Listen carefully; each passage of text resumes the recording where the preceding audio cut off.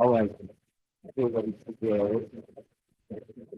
I will call to order the August 2024 meeting of the Bexley.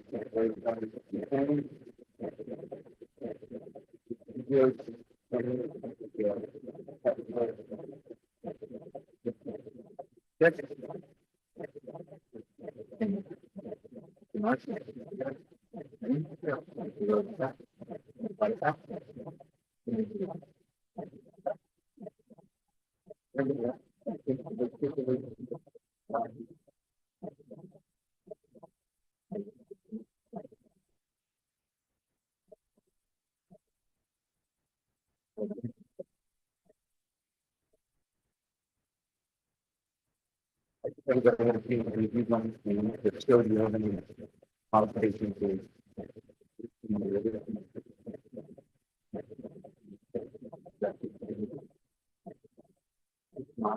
but there might be somebody who's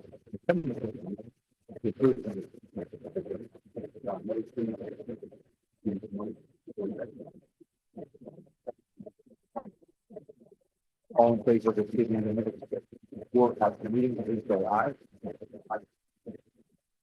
But if any remains,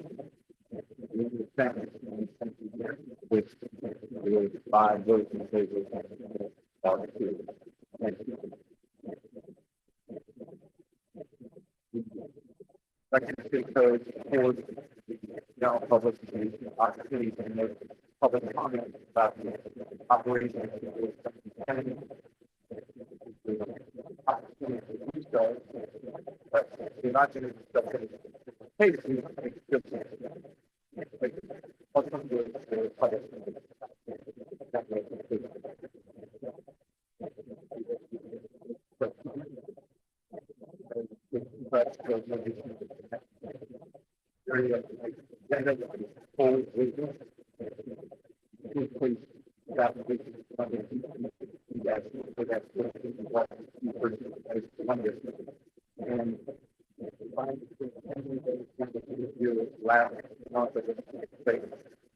I wasn't myself anyway, but I'm going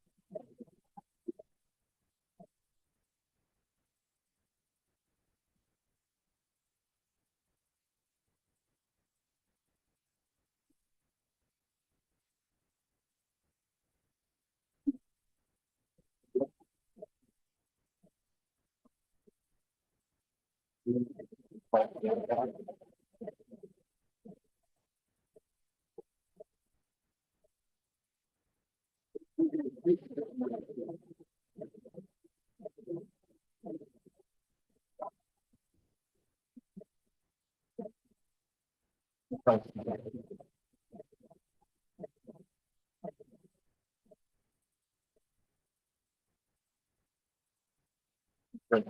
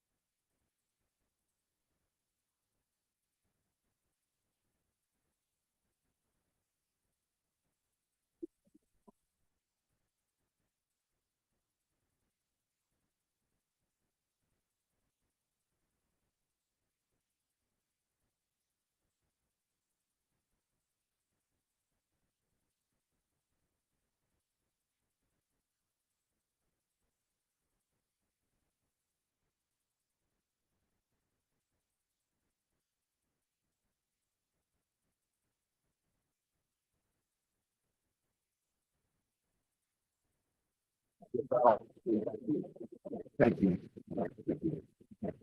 The next page, on the new business, there's application BZA that something that 28 involving the 490.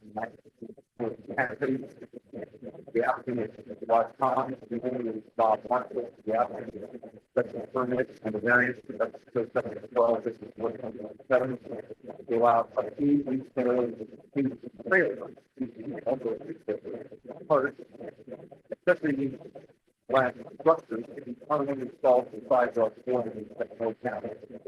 And the applicant, please come forward.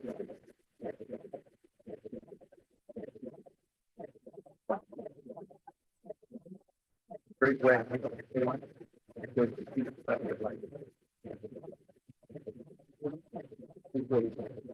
Square or a fine, testimony to the board.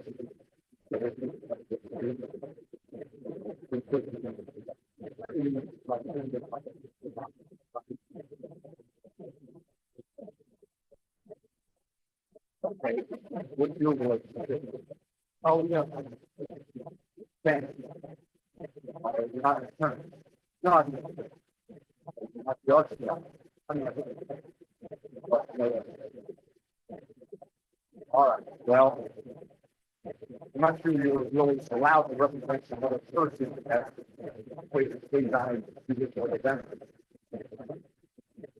But I think that competent staff is good at the testify, you specify anybody. I don't think you should let that kind of person that carry out this in the architect. But in that case, staff is back.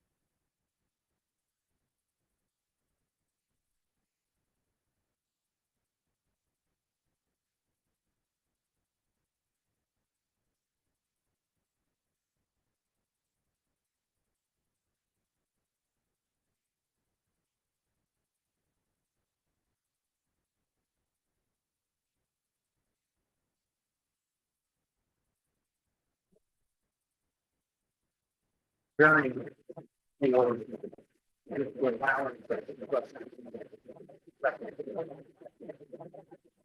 especially permanent, so you have to be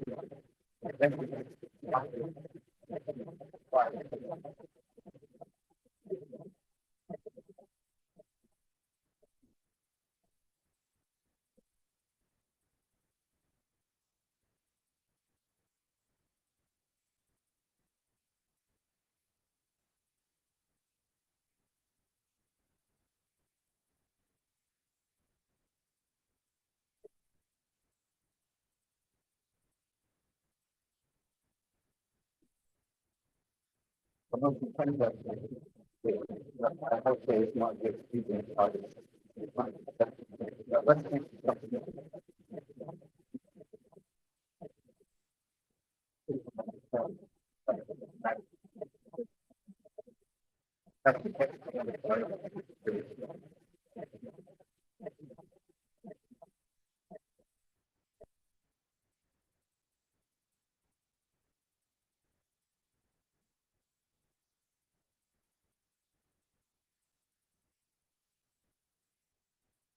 So,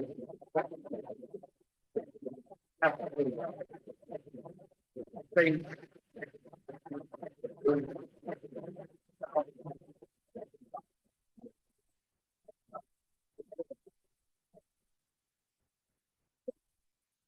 right there.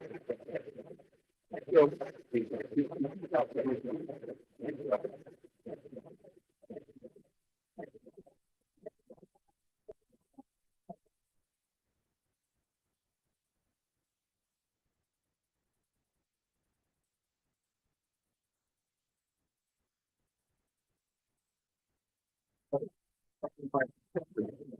but you think it goes to the first step. That's not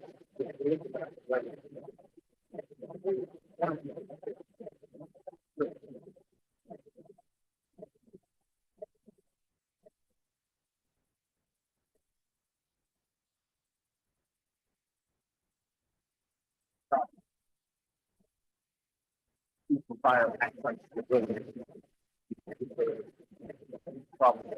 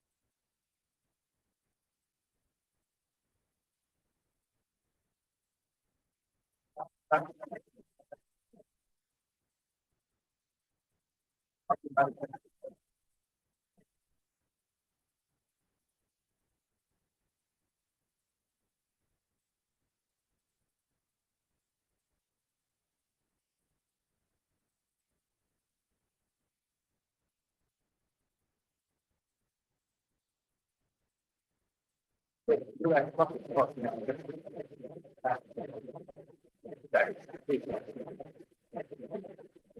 Um, okay. What's the difference between the who's out there the back of the truck?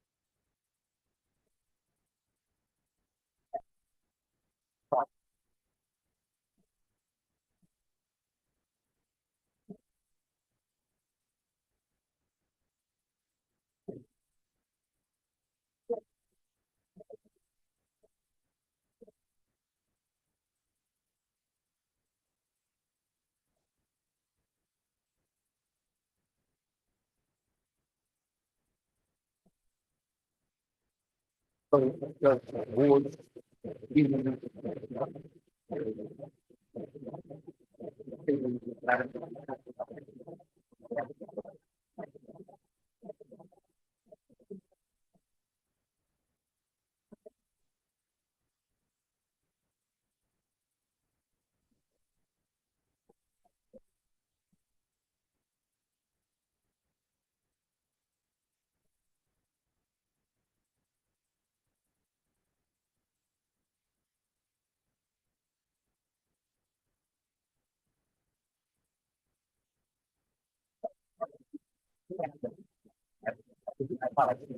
what board,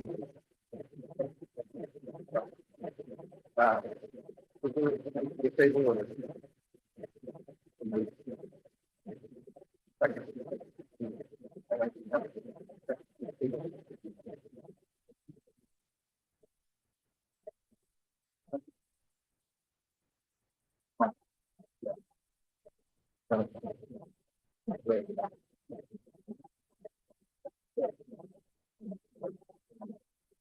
That's not what it matters.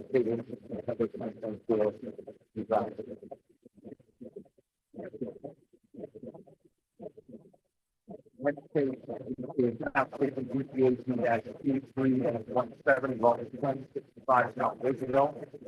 The applicant. The person that the applicant, variance, actually, it goes back to 12, 18, they allow it to sit the front yard, west property, 30, second yard, they allow $100, the variance, they allow very, that was actually given to, well, this is 195, not allowing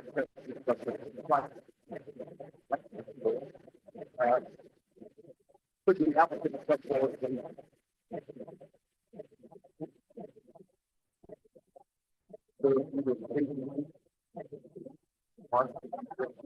where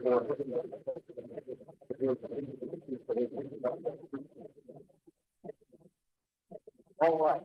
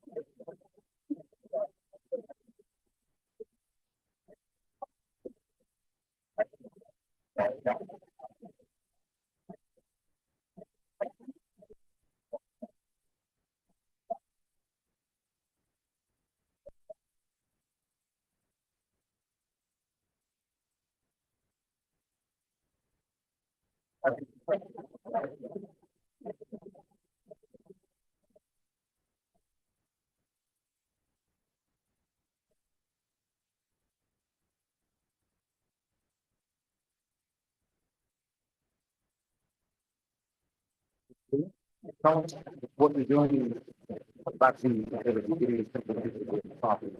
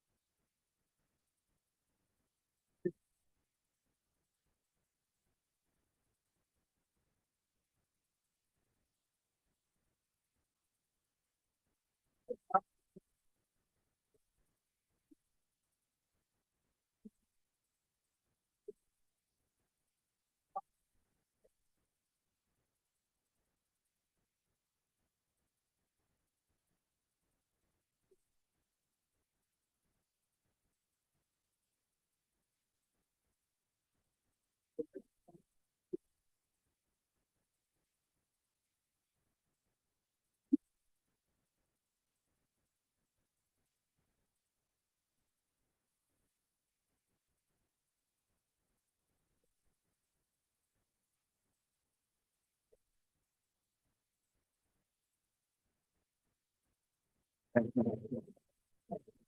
everybody finally clear or just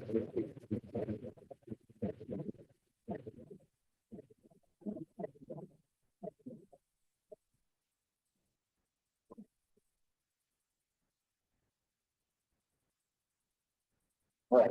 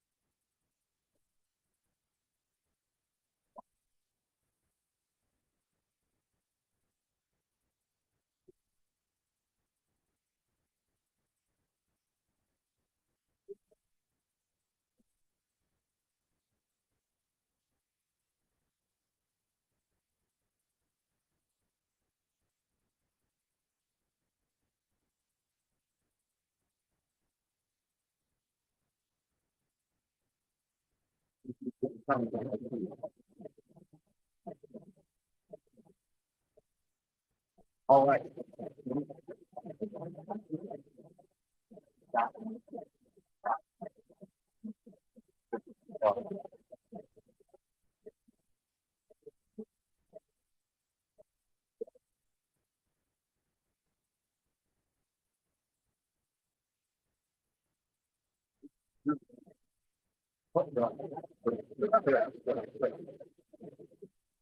All right. Um, Members of the board, any questions or comments? That's it. It's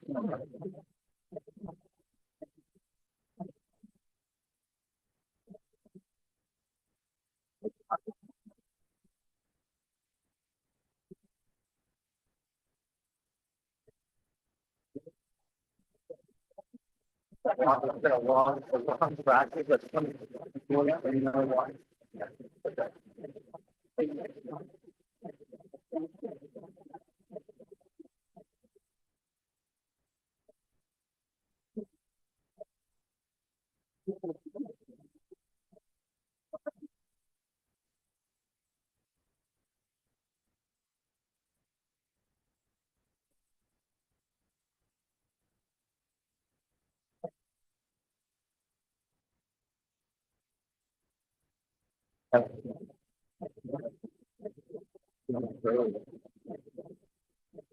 All right. Any questions or comments?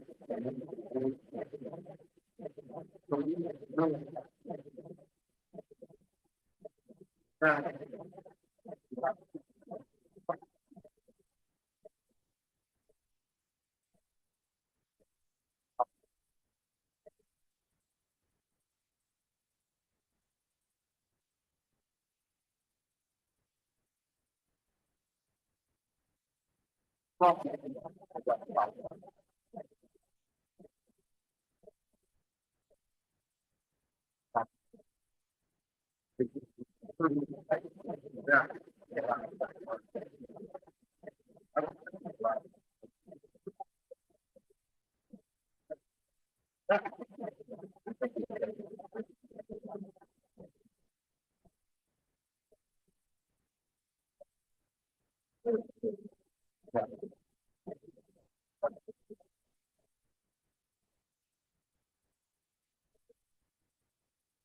pergola pergola. behind. Okay, That is, yeah, that's a variance from 1252.15 G1. Okay, And then this fence you're looking at in front of it and the fence along Livingston are the special permit. Because that is, I believe, that's 40 inches or 42. Either way, we allow front yard fences 42 inches and below with a special permit, landscape plan, etc. I didn't make the applicant submit a landscape plan because it's obviously very landscapes. So is it a special permit or a variance though? per our code, you Mhm. may have a front yard fence between 24 and 42 inches with a special permit from you all.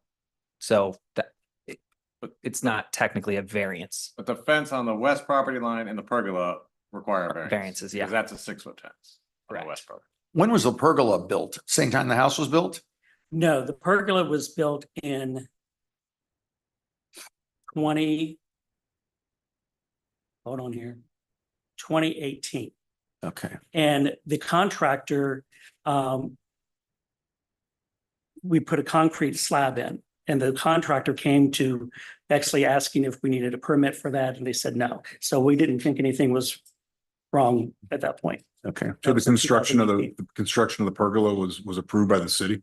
They said we didn't need any permit. Variance. Does the pergola just sit on the concrete? It's bolted in, Okay, but it's like almost like one of those. Costco. Okay, that's what I was asking. Thank you. Okay. Okay. All right, should we, Question, there's some mention of traffic and accidents, and when I look at, one of the first pictures that was the landscaping along, and I think it was the live view, Karen. Mhm. You know, one of the problems we've had with fences in the past is how it screens from traffic and creates an issue. I mean, I just, yeah, I'm kind of just curious to look at this. I mean, I see the landscaping looks very nice in the yard along Livingston. And again, I'm not sure that's a hazard necessarily the same way that it can be in other places. But that sort of gives me a little bit of pause on this. Sure. We have asked, every time there's an accident, I'm usually the first one out there to direct traffic. In fact, my neighbors have purchased security vests and things like that for me to be out there because they're afraid I get hit. nice. But every time that we're out there, and of course that is Columbus Police. Yeah. That deals with that. I always ask, was this wreck in result of our property? Mhm, And the answer is always no. mhm. So it's not, our fencing and things of that nature is not an issue when it comes to the safety of the traffic. If I may, Sure. I did send Dave for look out there, our code enforcement officer, to measure. He's like, it's very close, but I don't know if you would make it a recommendation or a condition, but we would ask that just be diligent about maintaining that corner. So the 30-foot site triangle, that's what our code says, 30 foot. It's close, but he says it's within code. I feel like if So- it was the Other side. east of there, Yeah, it would be a different conversation, but it's not. And but it does look like it's Yeah. different perhaps than the rest of the yard, at least. We have taken several situations where people are exiting their driveway and they build the fence right up to the driveway and then there's sidewalk, right? And we've had them take the fence, portions of the fence down so that they could corner it off so that when they're pulling out, they can see whether there are kids walking down the street, right? So that's a little bit of a concern here too. And I'd like to maybe make it a condition that you ensure that it's all greenage there, right? If that's a word. So it can be trimmed back so that you can ensure that we have a good look down the street when they're pulling out of your street there on Roosevelt. Fair enough? Fair enough. Okay. Well, Yeah, just remember. Yeah. To provide required site triangle. Yeah. And I'm just curious, what is the cause of the accidents at this? If there's is it too long to, I mean, it's, Livingston Avenue. yeah. Livingston Avenue, yeah, well. All right, then. Yeah, Yeah. it's, at this point, that's an old picture. Now that with the new design, they're using the turning lanes now as passing lanes. And speed, there's not enough Columbus police out there to check on speed.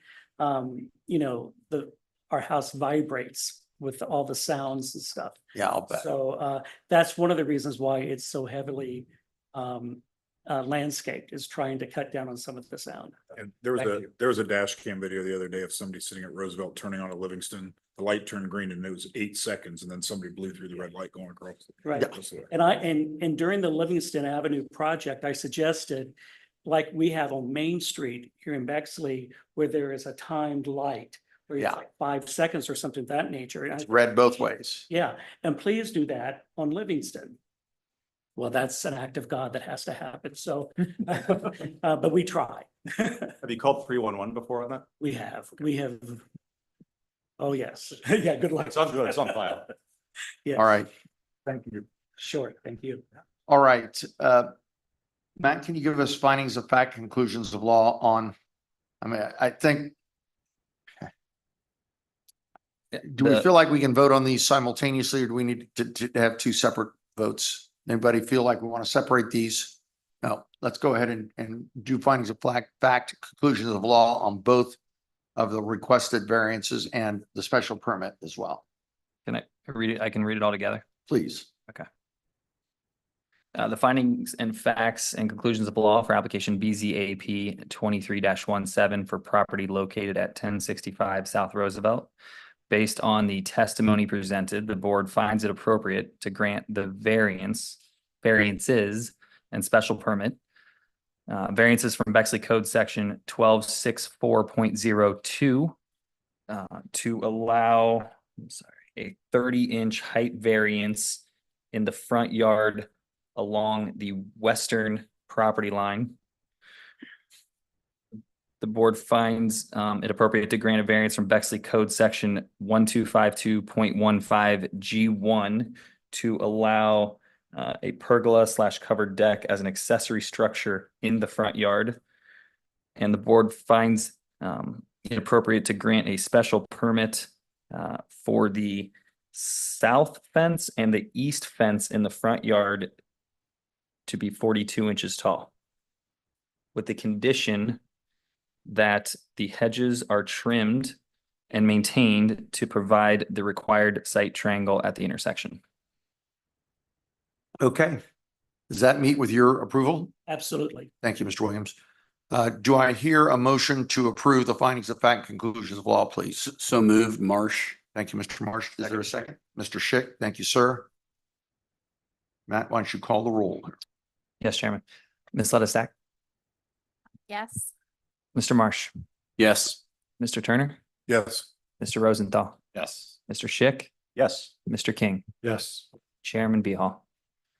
I want to say before I vote yes, that the fencing, the stone fencing around the property is one reason that I'm voting yes. And the other one is the fact that this has been up for a long time, but that it's on Livingston Avenue. I think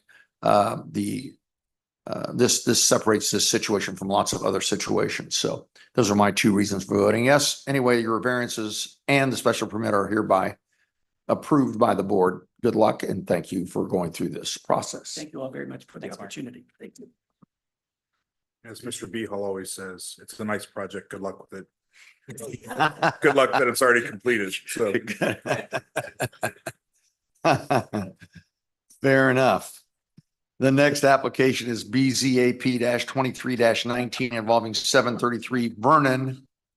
The applicant is K. Byron Wernicke and the owner is the Barbara Wernicke Trust. Apparently. The applicant is seeking a variance from Bexley City Code Section 1252.10, Section 2, which requires accessory uses and detached structures to be located a minimum of 5 feet farther back from the side yard property line than the principal structure. in order to allow a 6-foot high screened garden structure to be located 1 foot 2 inches or 1.2 feet, I can't tell for sure, from the north side property line along East Mount Street.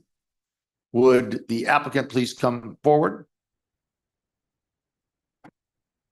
Careful there. That chair jumped out there and got you, didn't it? They're in everything. You're knocking everything over in here.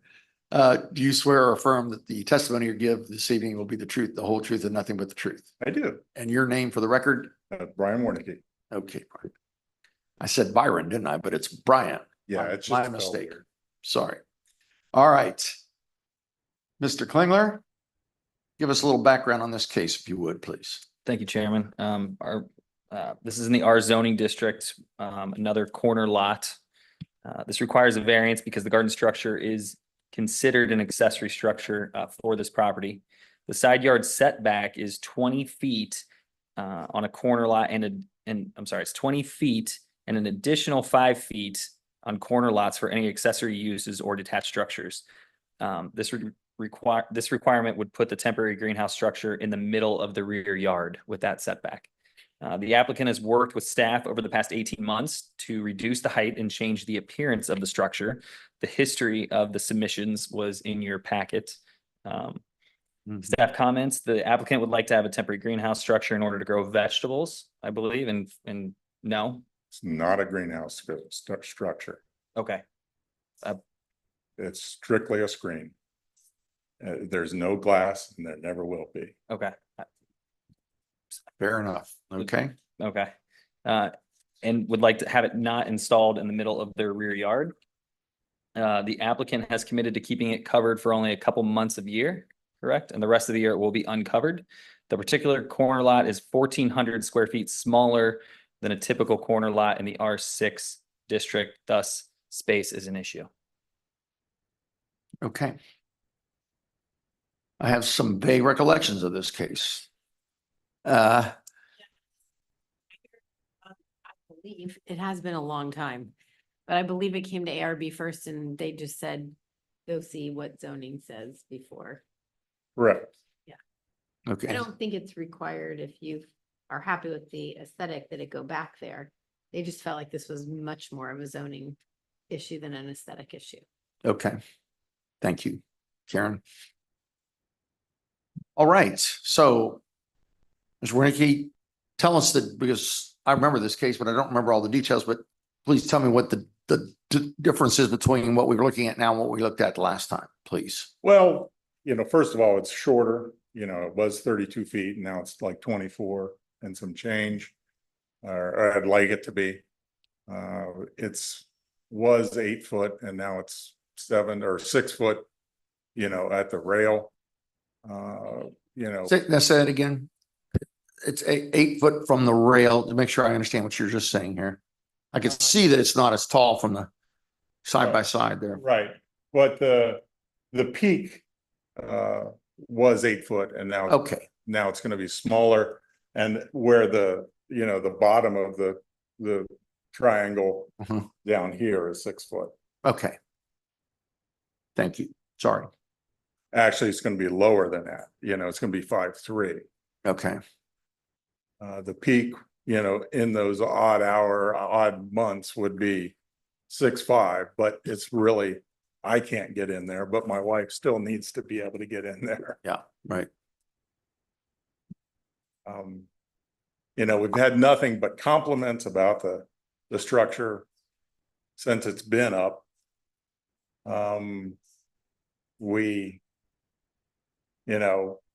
It's really more of a fence than it is, anything else. Or you're saying it's not really an accessory structure. Correct. A pergola at most, but, and that would only be if the roof was on it. Other than that, it's going to be a 5'3" fence around a garden.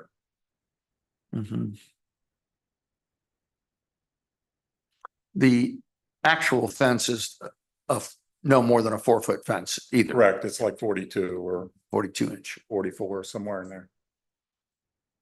Okay. Is there anybody in the audience that is for or against this application, please? Let her have the microphone for a couple minutes there. Please state your name for the record. Constance Lewis, 663 Eau Claire. Thank you. Do you swear or affirm any testimony you're about to give the board this evening, be the truth, the whole truth, and nothing but the truth? I do. Thank you, my dear. Tell me what you think. I am in full, I think they should have this. Wernicke's, it's beautiful. It was maybe a little taller. I liked it when it was taller. We drive by, it's right there on Mound Street. You go by, you see it. It's lovely. They can plant their vegetables and grow for their family and probably have enough maybe for the community. So, I am in favor of this project. Okay, Thank you. all right. That gives you an idea of where it sits vis-a-vis your house, gotcha. Yeah, and I would like to also add, like, 4th of July, the parade goes by, we swag it. It looks all beautiful, in the winter time or Christmas time or whatever, we'll swag it with garland and whatnot. No, Have you? I'm go sorry. ahead. No, Have you please. made the modifications or the proposed? I'm just confused by the drawings because like Sure, the absolutely. picture showing I 6'5". have not shortened it in height. I have shortened it in length. Okay.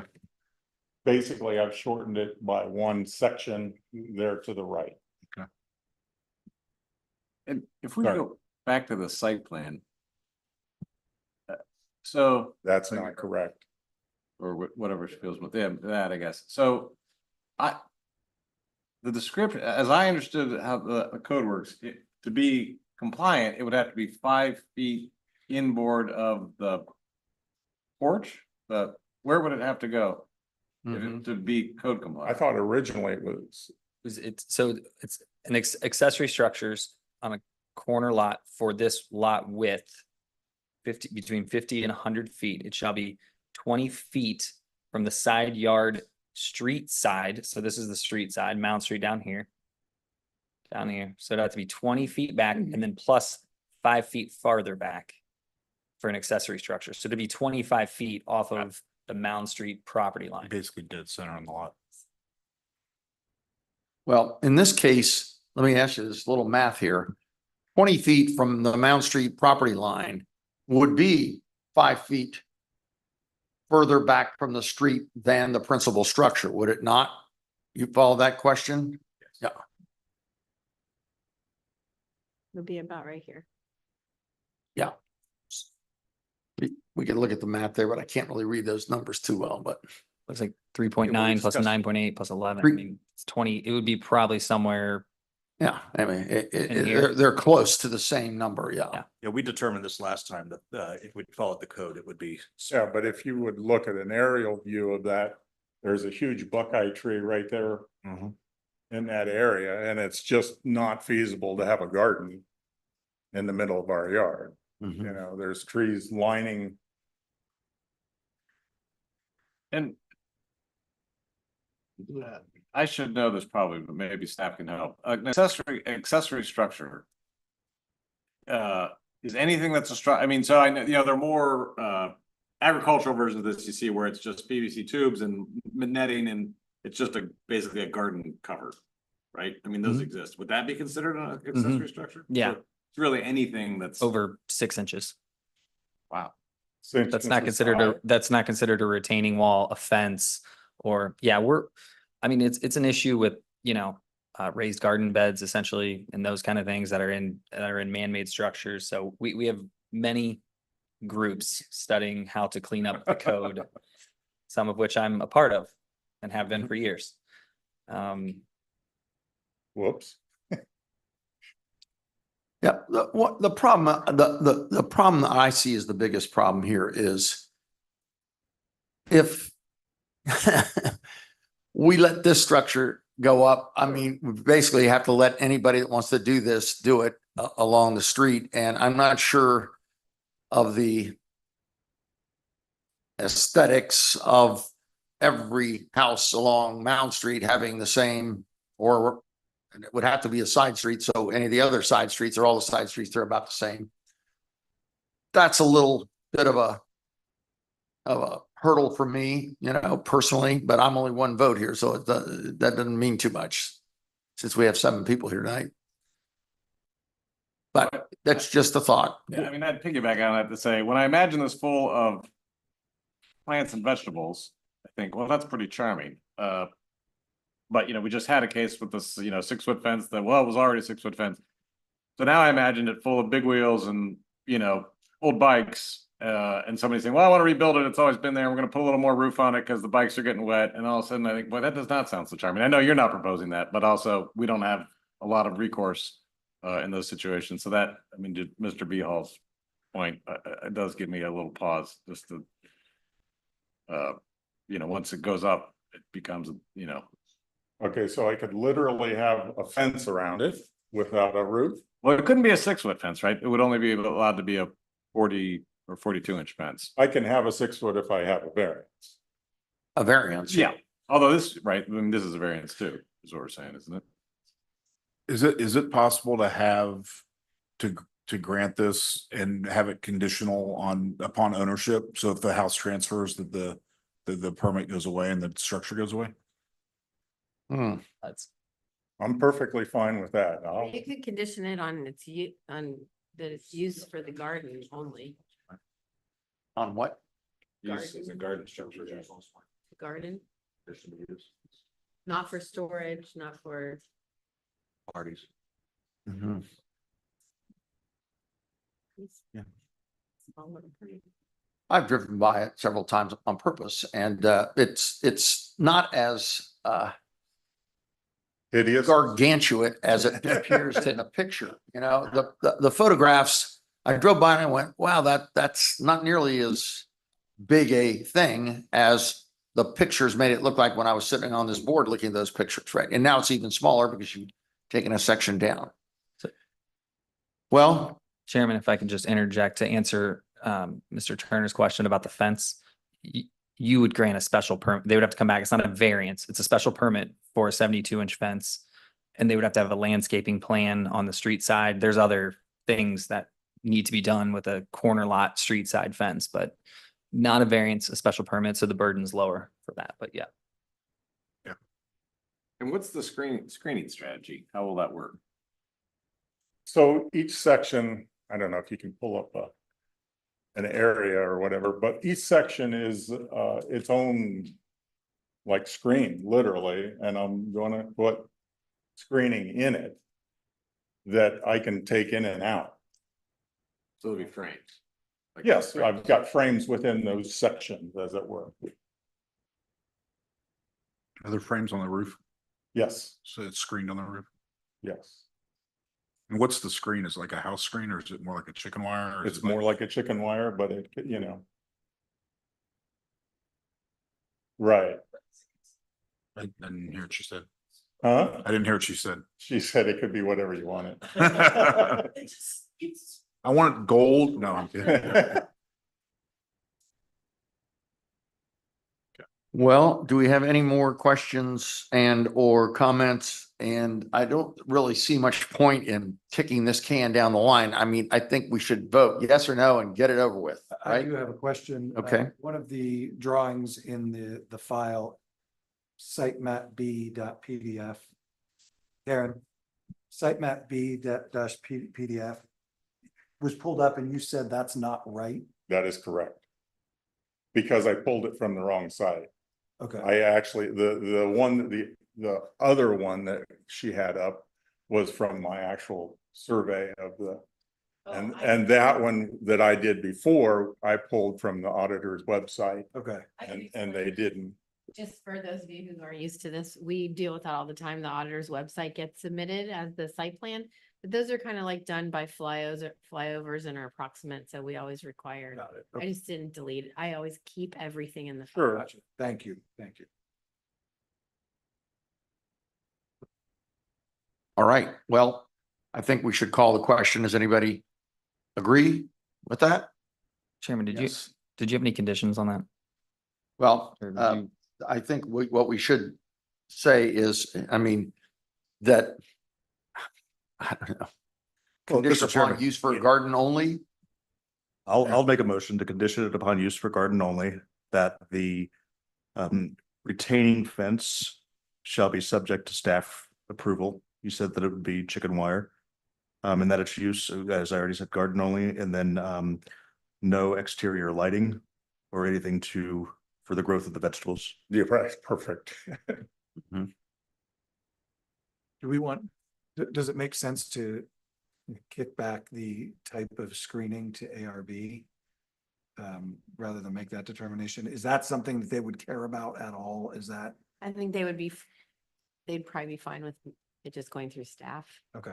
Cause I don't know that anybody's an expert on that board either. Types of chicken. I think Mr. Turner wanted to pick out the screening, didn't he? But I also think it's in your purview. I mean, this board sits over the architecture review board and we do have at least a designer and myself here. We can kind of just stipulate what it will be. I mean, I think. I mean, I'm not sure chicken wire might be just as efficient, but probably not as aesthetically pleasing as some screening. Then can the sun get through the screen? I guess it does to some extent, but Right. gotta but it have could sun also grow the be- plants, right? I mean, I'm very comfortable with them working with staff to finalize any of those details. And then I'll add That's fine with me too. by one more. It would just be that this structure exists for these homeowners only. Well, that's a different permit, right? We can't. What's the question? Is it possible to restrict it to, in other words, he's got to take it down if he sells the house? is what they're Yeah, saying. but I thought Matt said that's a different application, right? Oh, I thought you said, What? okay, I misunderstood you. Well, generally variances go with the property, right? And you grant a variance, it's granted for that property. I would think that, just me speaking, that as long as it's stipulated it's a garden, it's pretty much gonna be, no lighting and no other usage. This whole project is called a garden screen, and that's what it is. I guess one of the issues here is you can build this thing somewhere on your lot. I don't know about the Buckeye tree and all that, but the question is, can you move it out to the street so that it's right along the street? And why is this situation such that we should more or less say, hey, this 20-foot setback rule is not going to apply in this situation as opposed to other situations that we're going to be facing? I guess that's my biggest Well, problem. There again, I think when we first talked about this over a year ago, you've never seen anything like this. That's Is true. it a structure or is it a fence? Well, we have a lot of this. What is an accessory structure? We've had this argument with so many different kinds of things. You wouldn't even believe some of the things Sure. we've seen in here, right? But And if I recall at the time, we determined that a structure, I remember Karen saying correctly, that a structure was something that would be load supporting, which this is with the roof. no, either that. No, Kathy, sorry. Kathy. Sorry. Gone but not forgotten. Well, she apparently is. Who's listening? Hi. All right. I mean, But can I make sure I got all those conditions? yeah, So use for garden only, do you want to clarify that on, like, use the word maintained or something, that if a future owner, because you cannot Sure. put this on for one owner only. I didn't mean, think so. You're an attorney, right? I used to be. I still am. You can make up the law. But at least if we have a qualifier, like a maintained garden, and if it does get out of control at some point in time, we have something that a zoning officer can go back to the I decision. mean, they could be a flower garden too, couldn't No, it? I mean, You, not that I wanted to change it, don't get me wrong, but you could have a garden there with no screen, couldn't you? Well, I guess that is a question. Are we saying it's a vegetable garden, just out of curiosity, but primarily? the primary reason is the squirrels in the neighborhood. Because they steal all of the all it's made is that, Yeah, so. But, because to me, that, right, that, to say it's primarily a vegetable garden is a little different, because again, a garden is anything I decide a garden is, but you can objectively say this is primarily vegetables. And to me, it applies a certain level of care and attention and tending that someone saying it's wildflowers doesn't necessarily. That's what I'm looking for, Yes. is some terminology that, you know, it's right there on the sidewalk, it's right there on Mound. You want to make sure that we have some meat to keep it maintained. I'm not suggesting that you won't. I'm just saying, you never know Sure. future owners, because this will run with the land. It's not gonna. Sure. Well, to me, I think the purpose of naming it a garden is we don't want it to be a storage shed. And when it comes to plants, if the structure wasn't there and he just had overgrown tomatoes, we can't do anything about it. If it's behind his fence line, it's in his backyard, he's got overgrown tomatoes. So Sure. I don't really think we can relegate like his garden and say it has to be well maintained. I mean, I know we can, but I'm just saying it seems a little ridiculous that he could let his garden go crazy and we go up and say this is out of line and he just drops the sides off of it and now it's just a garden in his backyard and it's Except that the fact that their structure gives more potential to have growth upward.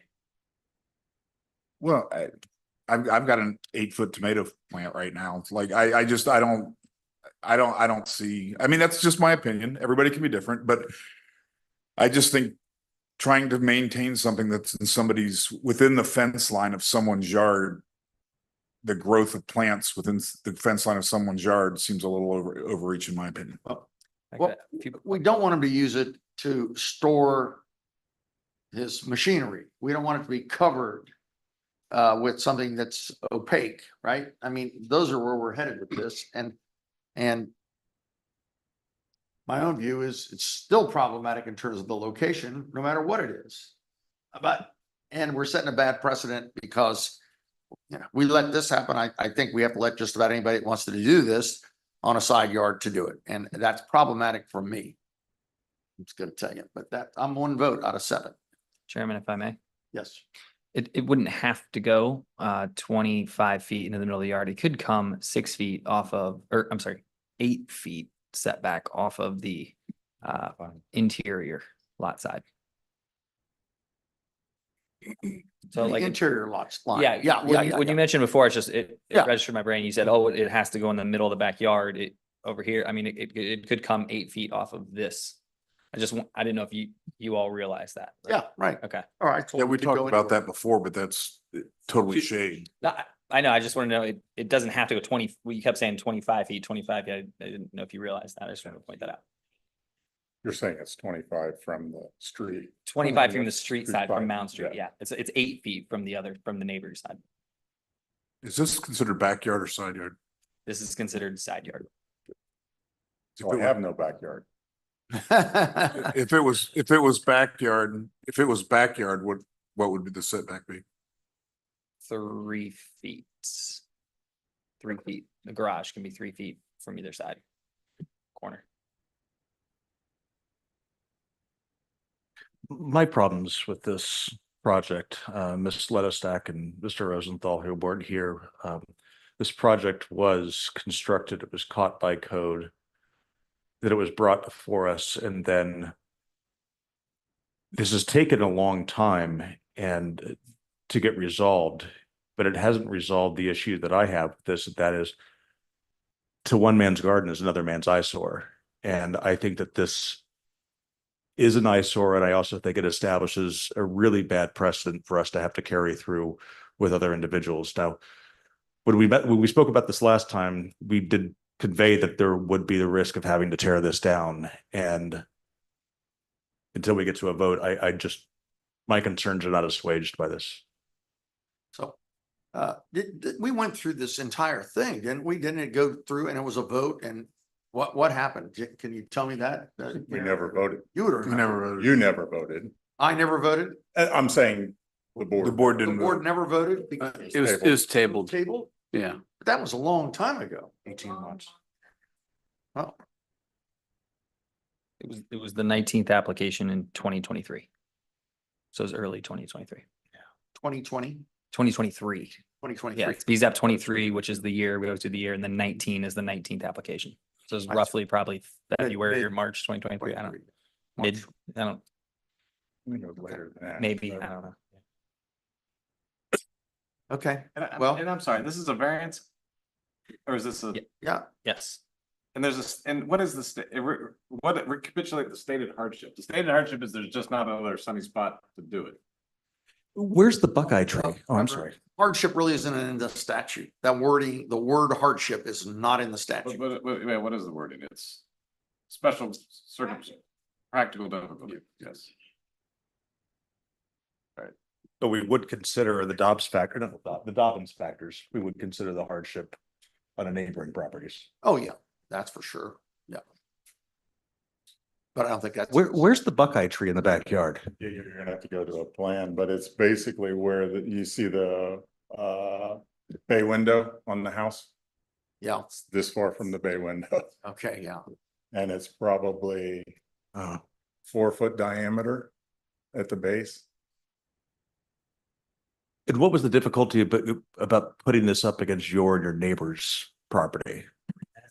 Well, the Buckeye tree is the shade, Well, there's also plenty of trees around this one too. right? There is, but there's still a sliver of sun, and that's kind of where we're at. So the trees that are on this side, they're not, the sun is not hitting it in the shade. All right. Yes, sir. Just a suggestion to you. Would it be helpful if I read the 7? We have some new members. I don't know. Would it be helpful if I read the 7 criteria for an area non-use variance? Would that be? Yeah. Okay. So number 1, whether the property in question will yield a reasonable return or whether there will be any beneficial use of the property without the variance. And number 2, whether the variance is substantial. Number 3, whether the essential character of the neighborhood would be substantially altered or whether adjoining properties would suffer a substantial detriment as a result of the variance. Number 4, whether the variance would adversely affect the delivery of governmental services. Examples, water, sewer, garbage. Number 5, whether the property owner purchased the property with knowledge of the zoning restriction. Number 6, whether the property owner's predicament feasibly can be obviated through some method other than a variance. Number 7, whether the spirit and intent behind the zoning requirement would be observed and substantial justice done by granting the variance. Those factors shall be considered and weighed by the board when making a determination upon any area non-use variance by a preponderance of the evidence. So it's not like you have to meet all 7 factors. It's those 7 things have to be considered by the board in rendering a decision. That's pretty much how that goes, legally speaking, that is. All right. I think we could talk about this for about another 2 or 3 hours. So let's have findings of fact, conclusions of law. You okay with, let's just get this and see how it goes. Can I ask one question? I'm sorry. Yes, sir. Is this something that could be taken down seasonally? Is it something that you could deconstruct in the fall and put up in the spring? Well, I guess. And would that that- be any consideration to anybody? I mean, I think when I think about this, it's certainly more of an eyesore in January when it's probably not full of vegetables and. No leaves on the trees. Right, and leaves on the trees where you can see it in it. Is that a possibility at all? Is that something that? That's been kicked around, and yes, the roof could definitely be taken down, easily. Yeah. And, the surrounding 5'3", whatever, would still be there. Yeah, I mean, I'm not sure that gets me, anywhere necessarily with unfinished structure hanging out in the middle of your yard, But then The is it a posts- fence or is it a structure? well, The other thing is that, I can put. then it's 12 posts in the middle of your yard. So, Correct. yeah, which is, Or a I don't think fence. either, but, But it could also, we could take the roof off, ask for a 6-foot variance, right there around my garden. And then put hoops over top of it. What doesn't mean you get variance, but I'm sorry? it doesn't mean you receive the variance, but Correct. But, you know, am I just asking for a fence or am I asking for a structure or am I asking for? My we question could is, go through can you that. take structure. could you take the horizontal posts out Yes, seasonally? yes. Are you willing to do that as a condition to There try to again. get some votes here? I mean, There again, I prefer not to, but if that's where we go, then that's where we go. Are they in the ground or are they just on top of the ground? I'm sorry, what? Are they in the ground or are they The on top? posts are in the ground. Okay. They're literally part of the fence, the outside fence. I mean, one thing that I think too, though, like, I mean, people are worried about what it's gonna look like without plants. I mean, I don't know how much you guys go around the city, but I'm sure you've seen, I mean, there's a lot of people now that are putting raised garden boxes in their front yards. So in the winter, they don't have plants in them and it's a just square railroad tie box that's sitting in their front yard. Or we I have, personally think that looks way worse than this does. or four sailboats. In the front yard. Yeah, yeah, I'm not, I'm talking more gardening, big but I'm on- talking more gardening, but yeah, so I mean, like, I don't know. I think us trying to regulate it down to how it looks each season, like, I mean, there's a lot of things that look ugly in the winter. I mean, I just, I don't know. That's my personal opinion again. but I mean, he could have a garden there with no structure, right? That's possible. Well, but I think the question came up, like, what's it gonna look like in the winter Yeah. when there's no Yeah. plants in it? I mean. But if it were it's- just a garden, we couldn't control how it looked. Right? Right, that was what I said, that's what I said earlier, so. I agree. That's why I'm saying, when we talked about it, I mean, at one point, we said the Yeah. stipulation, that was when the stipulation was that it needed to be well maintained, and that No, was my I- argument against that, so. I don't think we can go there either. I agree with you. how much do you, what's the word I'm looking for? How are squirrels with your tomato plants? How are squirrels with what? You said you have an 8-foot tomato plant. They eat some of them, but Sure. thank God I'm having a great year, so. And they're grape tomatoes, so they're the little tiny ones, so I just don't have if a they great eat year. if they eat about 50 of them, I've got probably another 50, so I'm okay. Yeah, I mean, they're a problem for all of us. You know, my wife quit growing tomatoes because of that. 3 of our neighbors in the last year have gotten dogs too, so we do have fewer squirrels than we used to. And I did remove a street flattened squirrel yesterday from my front yard. So, I'm all for more dogs in Bexley. You got me there. yeah. So, anyway, Okay. I think we should call the question. So let us have a rendering of what the findings of fact, conclusions of law would sound like in this case that would be proposed. Okay. Chairman, please correct me if I get any conditions we'll wrong. I'm just listen trying to to keep you, track of them. please. Okay. I'm glad The to- findings and facts and conclusions of law for application number BZAP 23-19 for property located at 733 Vernon for the 6-foot tall garden structure, greenhouse. Based on the testimony presented, the board finds it appropriate to grant the variance from Bexley Code Section 1252.10 parentheses 2 to allow the temporary garden structure to be located 1.2 feet from the north side property line along East Mountain Street. With the following conditions: it be kept as a garden only. The screening be subject to staff approval. There shall be no lighting and shall not be used for storage. Okay with you, can I add one? Brian? Sorry, can I add one thing? That it never be enclosed except with screening. Like That's fine too. Absolutely. Like a transparent screening, never be solidly enclosed, is that? Okay. Never a greenhouse. Right. Not a greenhouse, right? Not glass enclosed, in other words, as he put it earlier. Okay. Does that meet with your approval? Are you okay if that passes? Absolutely. Okay. Is there anybody on the board that is not okay with that reading of the findings of fact, conclusions of law? If not, I would entertain a motion to approve the findings of fact and conclusions of law. So move, Turner. Thank you. Is there a second? Seconded, let us stack. Thank you very much. Mr. Colonel, please call the roll. Mr. Schick, No. Mr. King, Yes. sorry. Are you getting these, Karen? Yep. Okay, thanks. Mr. Marsh, No. Mr. Rosenthal. No. Ms. Lettestack, Yes. Mr. Turner, Yes. Chairman Beal. I vote no also. Now, I think so what was the vote there? Did you guys count? Okay.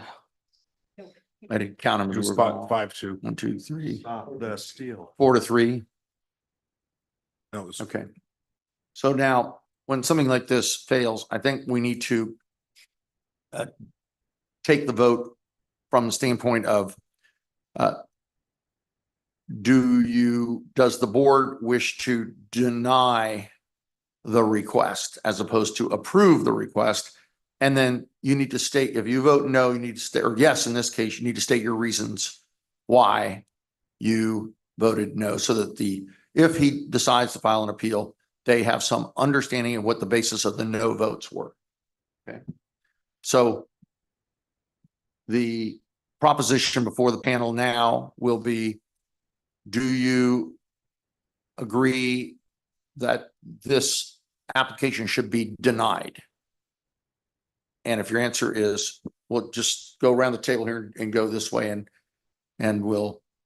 I'll go first just because I should go last, but I'll go first. No, since we've already I voted. mean, no. You vote no, and you voted yes. So can you state your reasons why? Yeah, Let's say yes first. yes. And I guess I go back to things that I've heard from Chairman Beal and others. It's difficult in Bexley.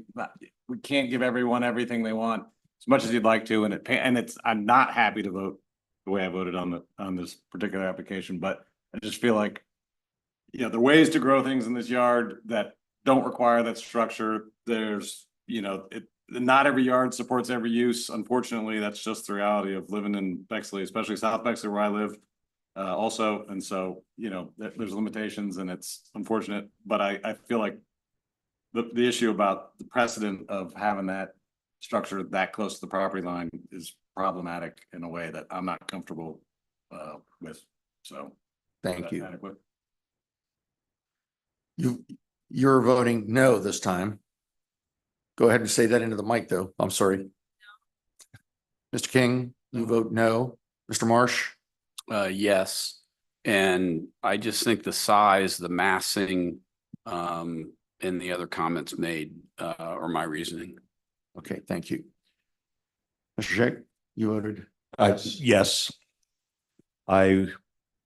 For the sake of efficiency, I'm just going to adopt Mr. Rosenthal and Mr. Marsh's concerns as well. And I also voted yes, and my reasons are that I just think it's a bad precedent. I think there's too many alternatives available to you. I think that in that particular place on a corner, we have so many corner lot issues in Bexley that I think this one is not significant of a practical dilemma to grant a variance, and for that reason, I voted yes. So there you go. All right. Well, I appreciate your coming down here, and I appreciate your position. I think we all hate to vote this way on this thing, but I think that's the way I'm uncomfortable with the situation as well. Thank you. Okay. Thank you. All right. The next application is application BZAP 24 involving 2281 Bryden Road. The applicant is Asta Shankar and the owner is Charles Hillman. The applicant is seeking approval from the board for a certificate of appropriateness to convert a garage to a bedroom, addition of garage and bedroom, which requires a 15-foot, 8.25-inch variance to encroach into the rear yard setback. Would that applicant please come forward? Thank you, sir. Do you swear or affirm any testimony you give the board this evening be the truth, the whole truth, and nothing but the truth? I do. And your name, please? David Maleka. I'm the architect. All right, David. Good. All right. Mr. Klingler, give us a little staff report on this, if you would, please. Get ready. It's another corner lot. Okay. So just so you know. Ta-da. This corner lot located at 2281 Bryden Road is in the R3 zoning district. The corner lot minimum dimensions are 120 by 160 or 19,200 square feet in area. This corner lot is 149 10 inches by 75 feet 10.5 inches or 11,362 square feet, which is substantially smaller for this zoning district. This project requires a variance because the rear yard setback in the R3 zoning district is 40 feet. Could you bring up Google Maps when you get a chance, Aaron? Thank you. The project is a two-story addition in the rear yard that attaches to the original house via a second-story hallway. The area of the first floor, which will be the garage to park vehicles, is approximately 640 square feet. The area of the second floor in-law suite is approximately 615 square feet. The addition is considered an in-law suite per section 1252.17, which have the following requirements. It must be located within the principal structure, which includes attached garages or areas over attached garages. No more than one in-law suite is permitted per principal structure. Maximum size of the in-law suite shall not exceed 800 square feet. The structure must maintain a single-family residential appearance, which blends with the principal structure and the neighborhood.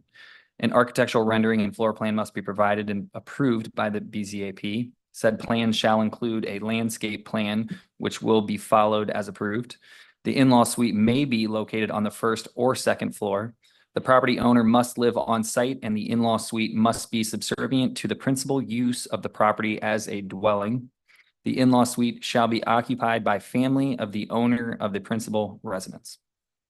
Staff comments. The Architectural Review Board recommended a certificate of appropriateness for this project at the August 8th, 2024 meeting. No conditions were put on the project officially. However, they did ask the applicant to review and make changes to a few details, mainly concerning the detailing of the second-story hallway breezeway and the manner in which it ties to the garage. David, did I get that right? Okay.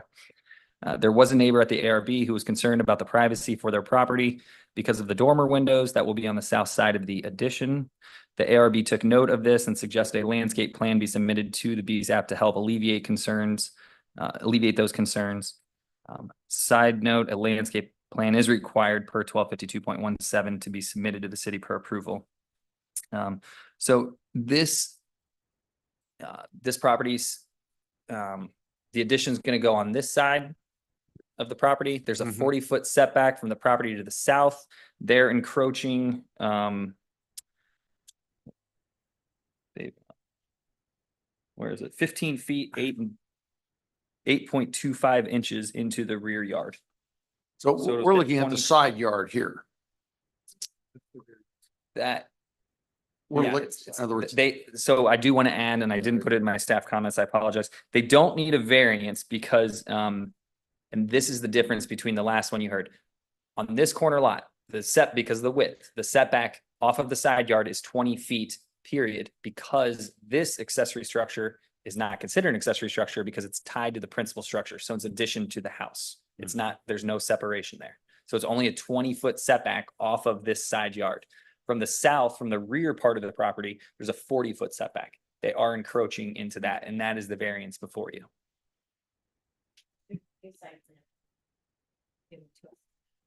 Yeah, I'm sorry. I did not have a chance. We received the site plan today. I did not have a chance to upload it into your packet. Is there significance to the in-law suite aspect of it? I don't understand. I mean, it doesn't have its own, it's not like it has a door or a kitchen or a, what's the significance of why are we referring to it that way? Why is it not? No, it has a kitchen. So it does have a kitchen. Yeah, if you look at, Looks like it's just a bathroom and a closet. no, right here. There's a kitchen right there. And then a bathroom. Chairman, that's all I have for the board. Okay, thank you very much. And it's, Mr. You got it? Karen, do you have architectural review report for this one? well, Matt did a great job. Thank you. giving the architecture review report.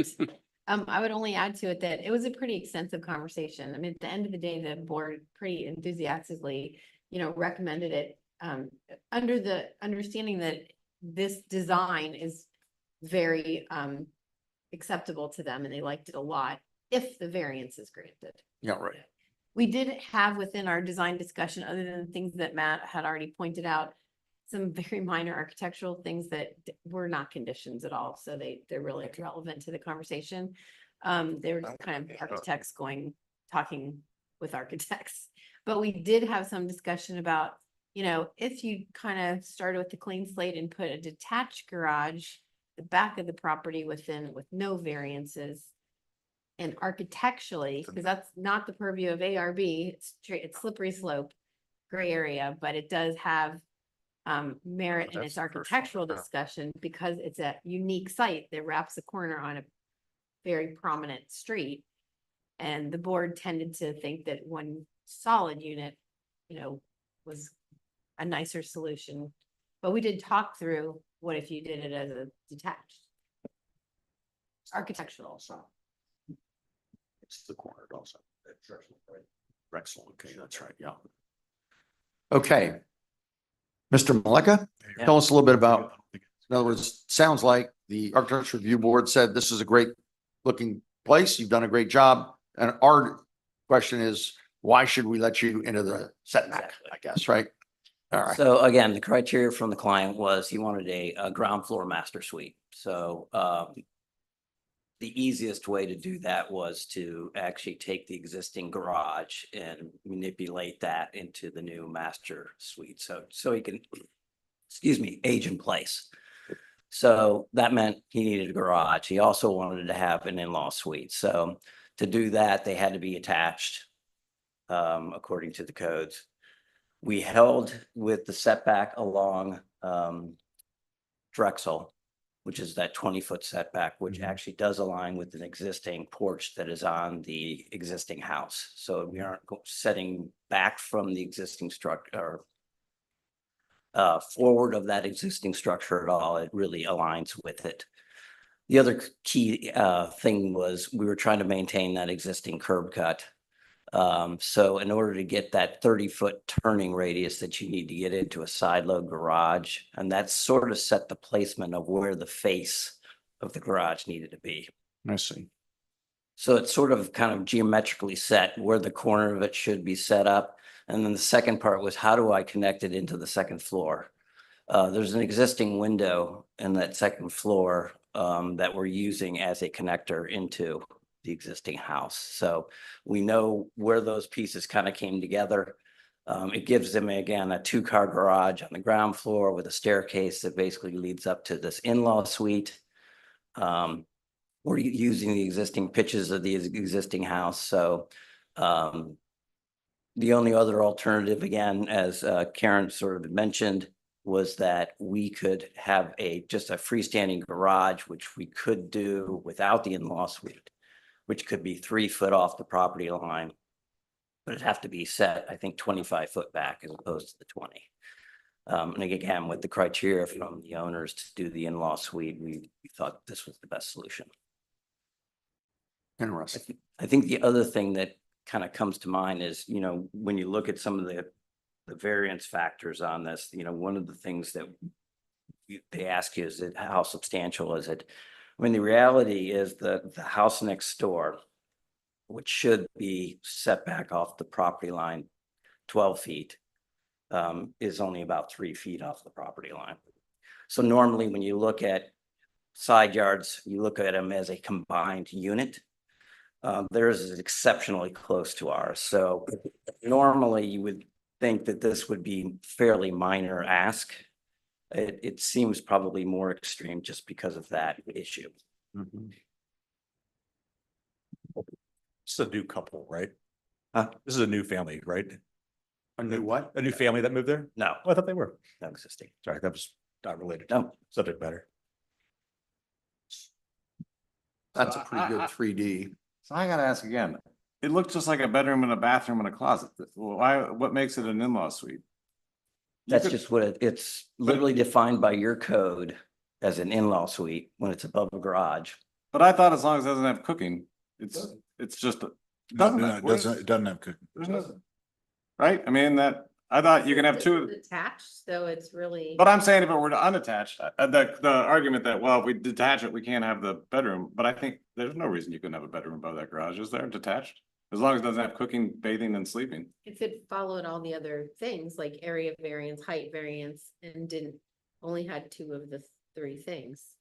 Yes. Which it does, right? It only, I mean, I'm just making sure I'm not missing something. It only has two of the three things. There's no cooking in that. There's no cooking. Got it. Correct. And if yeah, okay.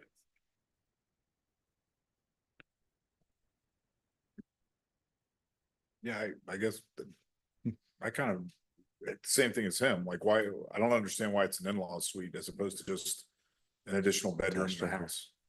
That's how 1252.17 defines it. You read that? In-law suites, an independent dwelling unit in conjunction with and clearly subordinate to a primary dwelling unit for the habitation of family members as described below shall be permitted or conditional use in designated residential districts as described in section 1252.08, provided that the following requirements are met. The in-law suite must be located within the principal structure, which includes attached garages or areas over attached garages. No more than one in-law suite is permitted per principal structure.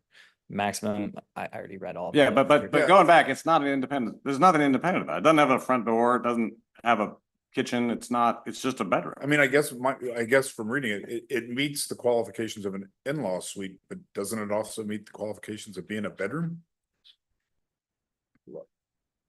My understanding is an in-law suite, the whole notion is that you could live in it independently. I mean, it's a independent, that's the word. You don't need anything from the house. You could rent it. I mean, I think that's the real fear or the issue that drives that section of the code, is that the idea is potentially you can put a mailbox out there and a student could live there from CAP and never come in your house. I mean, yeah, that would be, we would consider that an accessory dwelling unit, which the Land Use Strategy Commission, as you know, is looking into code revisions to that.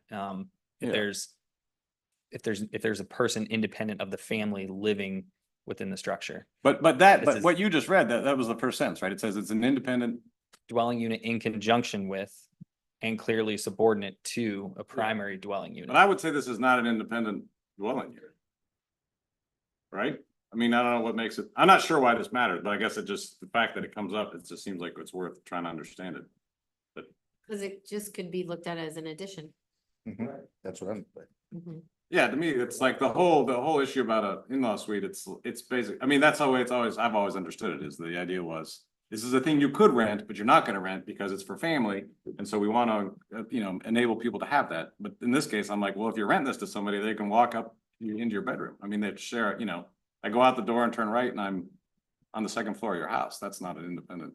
You are correct. The definition dwelling unit, having all the following permanent components: cooking, bathing, and toilet facilities. This does not have cooking, then it's not considered an in-law suite. And Right. with that definition of a dwelling unit. I don't think it is an in-law suite. Yes, I mean, the only reason I'm glad you brought it up. The only reason to me that that's relevant is because we get a lot of major discussions about in-law suites and trying to clarify what they are. So if we can look at this one and not call it an in-law suite, I think we're better off. I agree, Mr. Turner. Okay. Thank you. That's just what I think. So. And really, the question here is whether it is or isn't an in-law suite, it's still into the setback. Right. Yes. And just how far into the setback is it? 15 feet, 8¼ inches.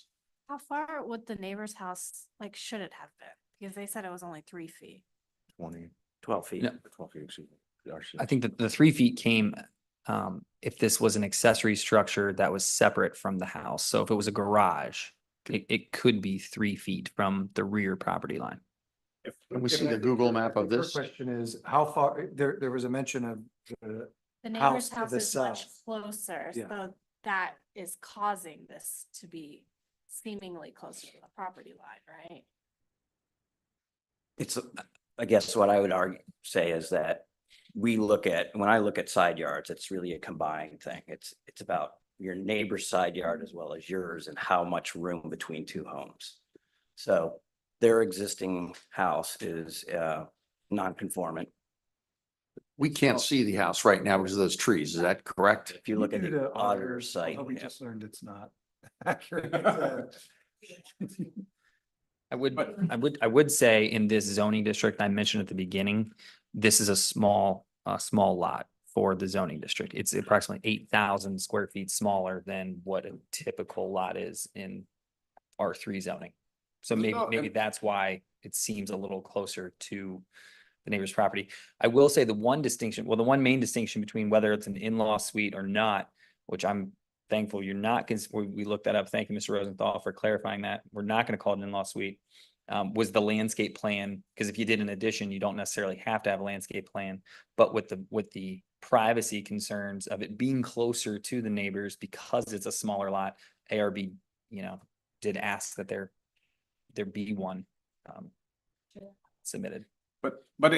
So if we just cut the second floor connector and they could come back with this there's maybe some height issues, but essentially you could build the garage 5 feet off that south property line. 10. Oh, I'm sorry, 3 feet off the south Yeah, property so line, you could build the garage. that to me seems pretty relevant, that this structure, something similar to it, could exist 3 feet off the property line if it weren't connected to the house. Yeah, if it were not connected to the house, it would have to be a 10-foot separation from the house, but it could go as far back as 3 feet, correct? So, right, and we don't have a lot coverage issue in any of that. We do not. Yeah. All right, let me see if there's anybody here that's pro or con this application and wishes to speak, please.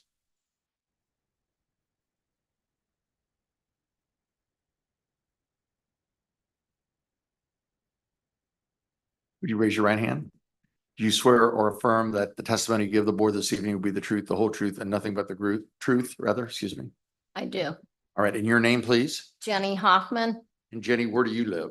We own the building at 513, which is south of this property. South across the street from Bryden? No, next to it. Oh, next to it, On okay. Drexel, Oh, 513 okay, South yeah, Drexel. I got you now. I'm going the wrong By the direction. way, it was built in 1927, so long before me, so I have nothing to do with the placement. Right, yes, we figured that, right. We are lifelong residents of Bexley, both my husband and I, and appreciate our special community. So first, I want to commend all of you for your service and your dedication to the city. Thank you. This is a very important function that is important to our ambiance go forward. We attended the meeting a few weeks ago and are pleased with the overall design of the proposed plan and how well it works with the property, the existing structure. I will challenge that I don't believe that the garage is equal to the distance of the house. I think it protrudes personally, if you look at the plans. I mean, it's not called out in square footage, but it does not look flat to the existing structure of the house. I think it protrudes towards Drexel. My concern is, and we all know, and after sitting here, I feel sorry for you. A lot of corner lots in Bexley. This is a corner lot. There are 34 homes on Drexel on the west side between Main and Broad. 33 face Drexel. This one faces Bryden. We therefore are looking at Drexel as the side yard, thus the 20-foot setback. But 33 other homes are set back 40. So therefore, it already looks non-conforming by granting a garage 20 feet off Drexel. If you're going to grant that, I would at least say it should be flat to the existing structure to be in good ambiance. Tonight, however, we obviously know the conundrum that a corner lot presents. But tonight, we are discussing the placement of the property. The subject property, like I said, is a corner lot. It faces Bryden, thus Drexel becomes its side yard. is Drexel the front yard or the side yard? According to approving the plans, the 20-foot setback is allowed from Drexel because it's a side yard. So therefore, I say, what is the backyard? Why should we grant a variance to the backyard? I don't think this committee can give both sides. You gotta call it. This is our job. Is it the side yard? Is it the front yard? Is it the backyard? Or is it the side yard? But one or the other, you gotta stick to code. Because if we give and give and give, we know what will happen to the city plans. I asked the board to think about the positioning. I think there's opportunities to rework the plans so that they're within conforming to Drexel. Like I said, 33 other homes are set back 40. I'm not asking them to go back 40, but one, I think the garage should be pulled back to be coherent with the front of the house or that side of the house. I also don't know why we need to grant 15 feet in the backyard because we're following code.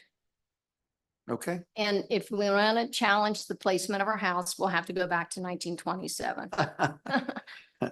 So I just ask you to, pick your poison. Are we front or side? And stick to it. Thank I you. appreciate, thanks for coming and telling us what you think. We appreciate it very much. Oh, sir, please. Absolutely. But just as a What's clarification, the 20-foot setback off of Drexel is not for us to discuss. We have no say over that right? That's not on the table. Correct. Right. That's compliant with the, That is code. yeah. I just So, want, and that's because it's side yard. Yeah. So what is the back? all right, sir? You Right raise on. your right hand. Fred Hoffman. Fred, do you swear or affirm that any testimony you give the board this evening be the truth, the whole truth, and nothing but the truth? I do. Thank you, sir. Tell us what you think about the situation. So there were just two other items that were brought up in ARB, which it didn't, seems like it made to the findings and conclusions because it was ruled it wasn't purview to their rulings. But prior to this being announced to us, we had been having, someone commented on the overgrown trees and we had brought up the tree issue. And some of the trees on the neighbor's property line are growing onto our property, and we have written letters and tried to initiate communication. We were there last week. We handed a letter that we sent to him. We have not heard one thing from the neighbor. One of the board members said, I will put a condition to be neighborly, just, this is prior to the addition. Okay. And we still have not heard. I know this is not your jurisdiction, but I have a question as to the tree that we have a dispute with. Are they keeping that? That's one question. Okay. And then two, the garage that they keep referencing, saying, well, they have the right to build within, 5 feet of the property line. That is if you don't connect. So that would be an in-law suite. You'd have plumbing, you'd have a bath, above the garage. if it didn't have cooking, it could have the same features this has and still not count as Well, you couldn't connect the house. You couldn't connect with a 3 foot to the property line. correct, but it could Correct. still have the same functions. Fair, but then you couldn't connect the house. Yes. Right. Yeah. So I just want to make that clear. So, if we're going to say they can come out to 20 feet onto Drexel, it will be the only home on 34 homes that is 20 feet on a Drexel. So it is not conforming. I know that's part of code, but then let's adhere to code. The code's put in place for a reason. I'll just ask, if we don't, why do we have the code? Mm-hmm. We have that question every month, every case almost. So I appreciate And it. it would be nice. I mean, when your neighbor's trying and we're Right. trying to get a hold of the architect, it'd be really nice if they would communicate with us. Can I ask you where you live? 2618 Bryan Road. So are you next door? We own this property next door.